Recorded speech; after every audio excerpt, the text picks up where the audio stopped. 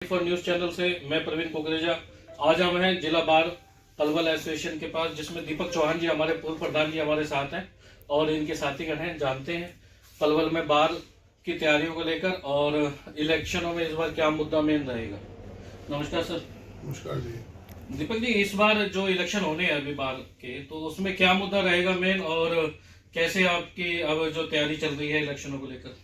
इसमें एक तो मुद्दा ये रहेगा, हमारे जो एक ये चुनाव होते हैं ईवीएम से होते हैं, तो हम चाहेंगे कि ये ईवीएम की जरूरत नहीं है। 1000-1200 वोट डलती हैं, उसके लिए ईवीएम की जरूरत पड़ती नहीं है। तो उसमें ये भी इंटरफेयर करते हैं, हमारे जो है प्रशासन, उसका इंटरफेयर भी खत्म हो जाए और पुलिस का इंटरफेयर भी खत्म हो जाए। तो ये वकीलों का चुनाव है, वकील ही इस चुनाव को लड़े और बिना ईवीएम के, और उससे हो ये चुनाव हमारे बैलेट से।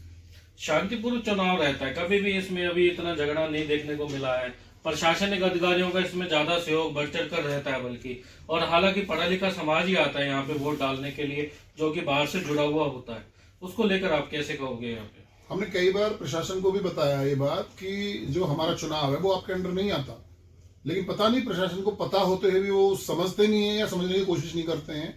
हमारा जो चुनाव होता है वो bar council Punjab and Haryana के अंदर आता है हमारा चुनाव। हम कभी भी डिस्ट्रिक्ट लेवल के कोई प्रशासन का अंडर हम चुनाव नहीं कराते। ये फिर भी अपनी फोर्स भेजते हैं यहाँ पे, अपनी ईवीएम मशीन जबरदस्ती धक्के से हमारे वकीलों के लिए करते हैं। तो हमारे वकीलों के लिए 1000-1200 वोटों के लिए उसकी जरूरत नहीं है। शायद प्रशासन इसलिए चाहता होगा कि उनको लगता होगा कहीं ना कहीं कि हमारा कोई ऐसा प्रधानी पे आ जाए जो हमारी देखरेख भी करता रहे और हमारा थोड़ा साथी भी मिल जाए। उनका कोई साथी ऐसा लगता होगा कि ये हमारा साथी नहीं है, तो उनकी शायद वो खिलाफत भी करते होंगे। ऐसा क्या होता है इलेक्शनों में? आप बहुत पूर्व प्रधान है जिला कौर साहब, यहाँ पे ना देखा जाता है कि ना एमएलए के इलेक्शनों से भी ज्यादा जो मोटिव होता है, जो खर्चा होता है बैनरों में, पोस्टरों में, ये बाहर इलेक्शनों को लेकर होता है। उसके बारे में आप कुछ कहें?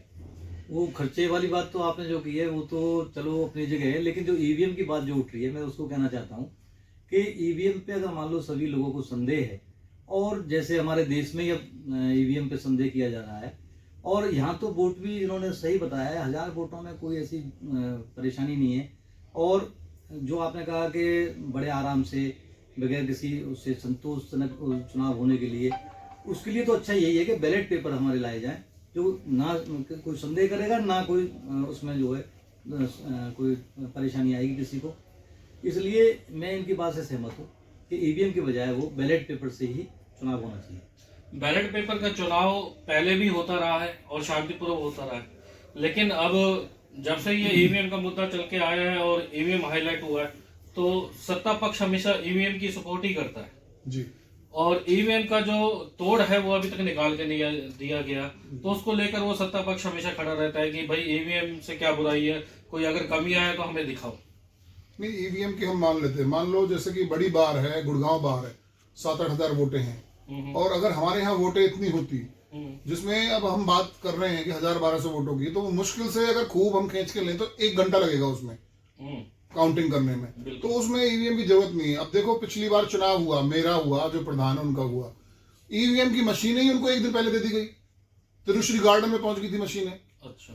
तो ईवीएम की मशीनों को जब 1 दिन पहले आप उनको दे दोगे तो होगा क्या? उसके बाद उन्होंने वीडियो रिकॉर्डिंग करी गई, ठीक है, जिसमें सारे वकील आते दिख रहे हैं, जाते दिख रहे हैं। उस वीडियो रिकॉर्डिंग को जब मांगा गया कि भाई इस वीडियो रिकॉर्डिंग को हमें दिखा दो, हमने जो ईवीएम के जो बंदे होते हैं, टीचर्स जो होते हैं जिनकी ड्यूटी लगाई जाती है, उनसे बात करी, क्या इतने घंटे में इतनी वोटें पड़ सकती हैं? उन्होंने कहा इतनी घंटे में इतनी वोटें ही नहीं पड़ सकती। मतलब टोटल चुनाव में तो 900 वोट डली, 1 घंटे में 400 वोट डाल दिए उन्होंने। हमें शक हुआ